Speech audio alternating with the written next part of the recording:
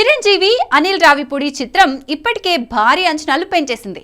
Mega fans కు full entertainment కలిగించే cinema వస్తుందని అనిల్ రావిపూడి ఇప్పటికే క్లారిటీ ఇచ్చేశాడు. ఫ్యామిలీ ఆడియన్స్ ను ఎడాపెడా నవ్వించే screenplay, mass elements, emotion డ్రామాతో ఓ ఫుల్ కమర్షియల్ ఎంటర్టైనర్ గా ఈ సినిమాను డిజైన్ చేస్తున్నాడట. ఇక తాజాగా ఈ సినిమా నుంచి మెగా అభిమానులకు కిక్కిచ్చే అప్డేట్ వచ్చింది. అదేంటో తెలుసుకుందాం. మ్యూజిక్ డైరెక్టర్ బీమ్స్ ఈ సినిమాలో 4 పాటల్ని ఇప్పటికే కంపోజ్ చేసేశాడట. సాధారణంగా సినిమాకు స్క్రిప్ట్ పూర్తయ్యాక 1-2 షెడ్యూల్స్ అయిన తర్వాత మ్యూజిక్ వర్క్ ప్రారంభమవుతుంది. కానీ అనిల్ రావిపూడి తన స్టైల్లో ముందుగానే మ్యూజిక్ వర్క్ ను కంప్లీట్ చేయిస్తున్నాడు. పైగా బీమ్స్ ప్రస్తుతం మాస్ ఆల్బమ్స్ లకు స్పెషలిస్ట్ గా మారిపోయాడు. మ్యాడ్, సంక్రాంతికి వస్తున్నాం లాంటి సినిమాలకు ఇచ్చిన పాటలు ఎంత వైరల్ అయ్యాయో చెప్పనక్కర్లేదు.